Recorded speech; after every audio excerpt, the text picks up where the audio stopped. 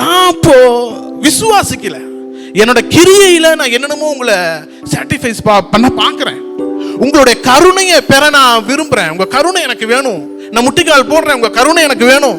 என் ரத்தத்தை கொடுக்குறேன், உங்க கருணை எனக்கு வேணும். நான் 3 நேரம் சாப்பிடல, உங்க கருணை எனக்கு வேணும். நான் அதிகாலை 6 மணிக்கு எந்திரிக்கிறேன், 5 மணிக்கு இந்த பிரேயர் பண்ணிக்கிறேன், உங்க கருணை எனக்கு வேணும் அப்படின்னு சொல்லி அவரோட கருணையை நான் தேடிக்கொண்டு இருந்தேன்.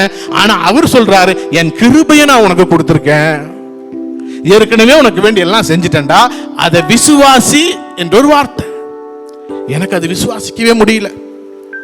அப்போதுதான் ஏசப்பா இந்த வேதத்தை படிக்கும் போது தான், இந்த வசனங்கள் வரும்போது, புதிய உடன்படிக்கை தெரியும் போது, கிறிஸ்து எனக்காக என்ன சொன்னார் என்பதை என் மனசுல பதியுது. அப்படியா? அப்ப நான் ஒண்ணுமே செய்ய வேண்டாமா? நான் இப்படியே உங்களை விசுவாசிச்சா போதுமா? ஆமா, விசுவாசிச்சா போதும்.